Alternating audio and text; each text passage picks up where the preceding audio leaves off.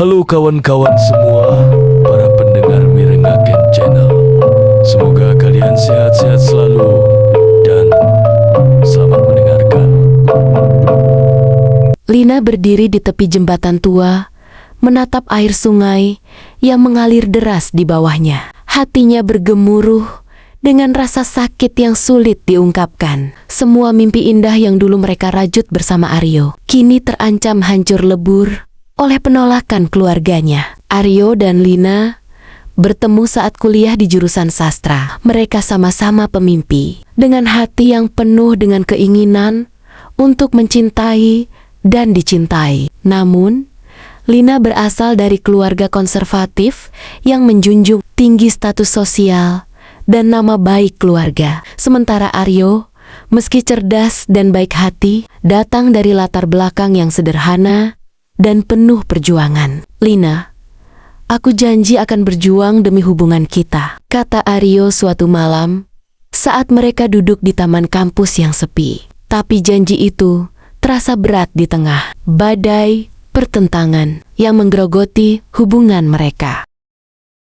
Keluarga Lina sudah lama merencanakan masa depannya dengan pria pilihan mereka, seorang pengusaha kaya yang tidak pernah Lina cintai. Kau harus memilih, Lina, antara keluarga dan dia. Suara ibunya yang dingin menusuk hati. Lina terdiam.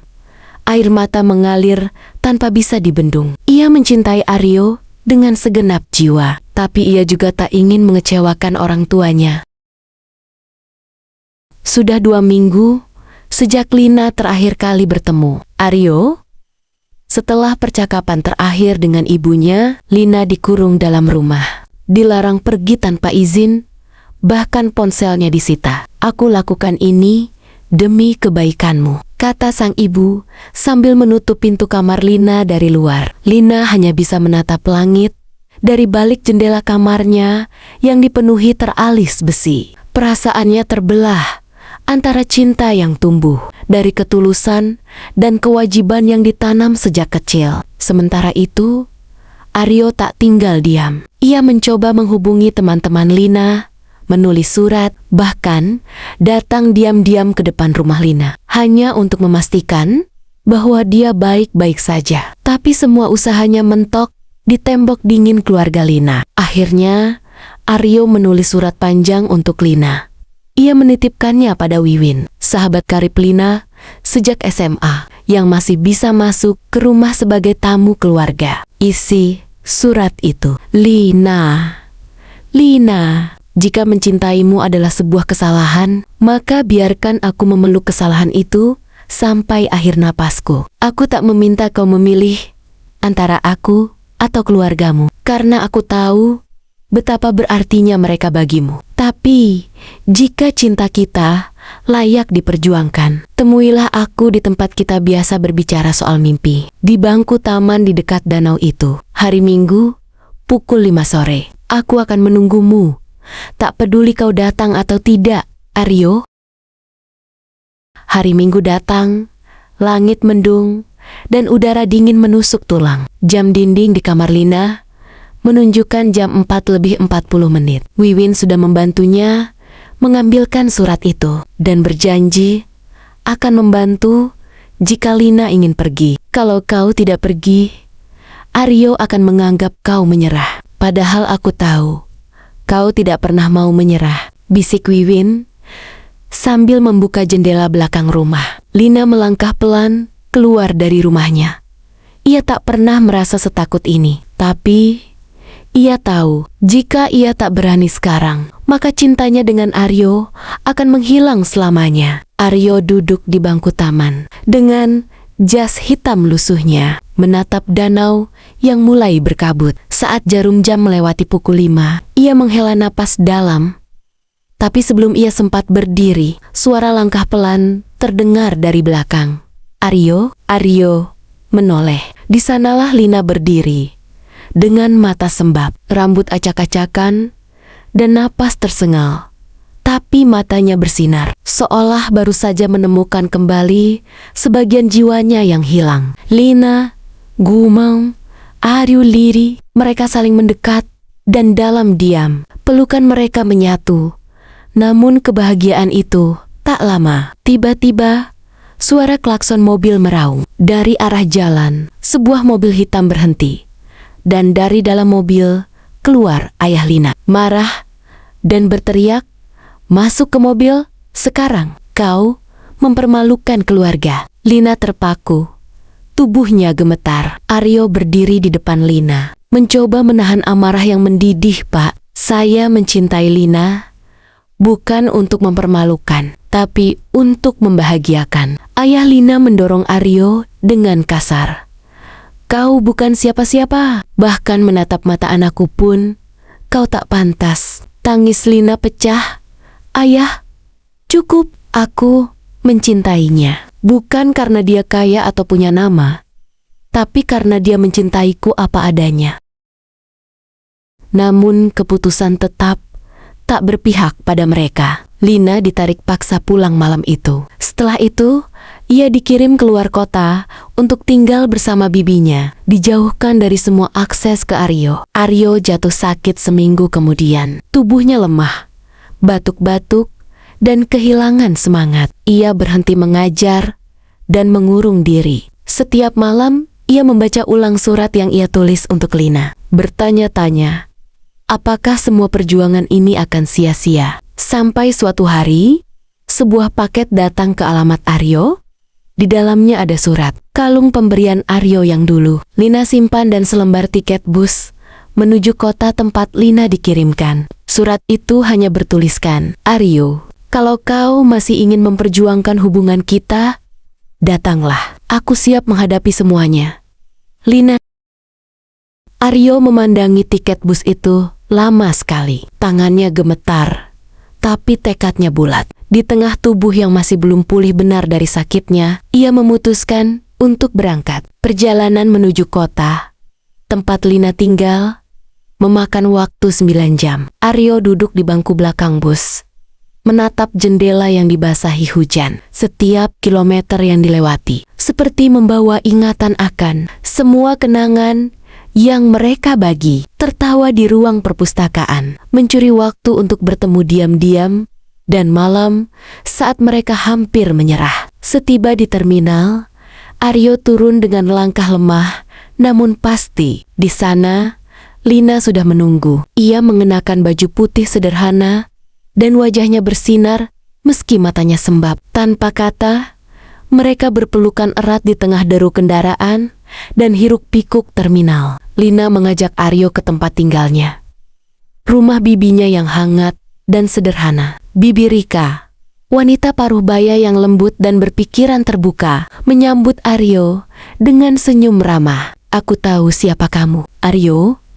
Aku tahu cinta seperti milik kalian tak bisa dibendung hanya karena perbedaan," katanya sambil menyuguhkan teh hangat. Malam itu, mereka mengobrol panjang. Lina bercerita bahwa ia telah menolak semua perjodohan yang ditetapkan dan bersikeras untuk berdiri di atas pilihannya. Keluarganya marah besar, terutama sang ayah yang kini tak ingin bicara dengannya. "Aku lelah hidup dalam kebohongan, Aryo.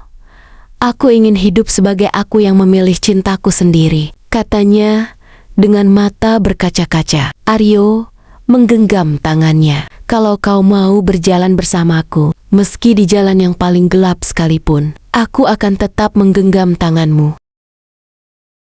Kabar bahwa Lina tinggal bersama Aryo di kota kecil itu cepat menyebar. Teman-teman lama Lina membicarakannya di media sosial, menyebutnya pemberontak, anak durhaka, bahkan perempuan tak tahu diri. Aryo juga dihujat sebagai laki-laki tidak tahu tempat. Tapi mereka bertahan. Mereka hidup sederhana. Aryo kembali mengajar di sekolah swasta kecil, sementara Lina mulai mengajar les privat untuk anak-anak SD. Malam-malam mereka lewati dengan makan malam seadanya dan saling membaca puisi. Hidup mereka jauh dari mewah, tapi penuh kehangatan. Sampai suatu hari, sebuah berita datang.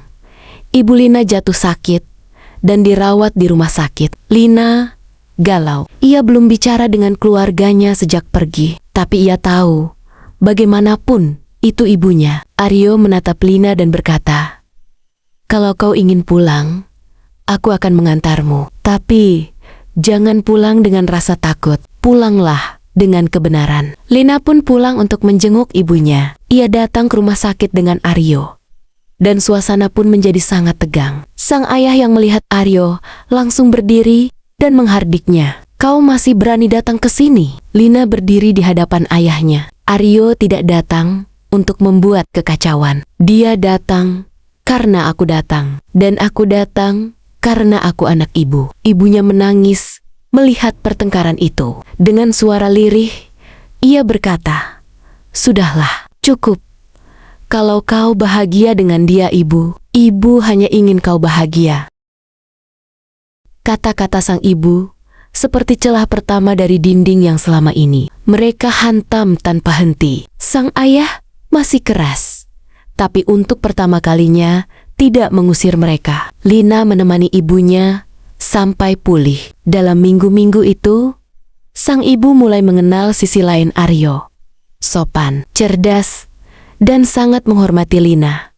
Perlahan, ketegangan mulai surut. Namun saat harapan mulai tumbuh, badai lain datang. Aryo didiagnosa dengan kelainan jantung. Selama ini ia sering mengabaikan rasa lelah dan sesak karena terlalu fokus pada Lina dan pekerjaan. Dokter menyarankan operasi, tapi biayanya sangat mahal. Lina pun kembali ke rumah keluarganya untuk memohon bantuan. Ayahnya menolak. "Aku tak akan membayar sepeser pun untuk laki-laki itu." Tangis Lina pecah. "Kalau ayah tak ingin membantuku, tidak apa-apa. Tapi jangan larang aku menjual semua yang aku punya demi orang yang kucintai." Ia menjual perhiasan, sepeda motor, bahkan sebagian koleksi bukunya. Ia dan Wiwin menggalang dana dari teman-teman lama dan tetangga yang kini mulai memahami perjuangan. Mereka operasi berhasil. Aryo selamat, meski butuh waktu lama untuk pulih. 2 tahun berlalu. Lina dan Aryo kini membuka taman bacaan di pinggir kota, tempat anak-anak bisa membaca gratis dan tempat mereka mengajarkan bahwa cinta, ilmu, dan keberanian tidak pernah sia-sia. Ayah Lina belum benar-benar merestui mereka, tapi ia pernah datang diam-diam ke taman bacaan itu, melihat Aryo mengajari anak-anak menulis, dan hanya berdiri lama sebelum pergi. "Setidaknya ayah tidak membencimu seperti dulu," kata Ibu Lina suatu malam melalui telepon. Malam itu, Aryo dan Lina duduk di bangku taman yang dulu menjadi saksi cinta mereka. Kini langit tak lagi kelabu, bintang-bintang terlihat terang. "Apa kau masih menyimpan suratku yang pertama?" tanya Aryo. "Aryo." Lina tersenyum, lalu mengeluarkan selembar kertas kusam dari dompet kecilnya. "Tentu. Ini bukti bahwa kita tidak menyerah." Mereka saling menggenggam tangan. Mata mereka saling menatap dengan senyum penuh luka dan harapan. Dan dalam diam, mereka tahu cinta mereka tidak sempurna, tapi telah melewati badai paling besar tanpa pernah tenggelam. Terima kasih kawan-kawan, semua yang telah mendengarkan. Tetap sehat, selalu jaga kesehatan, dan jangan lupa bahagia.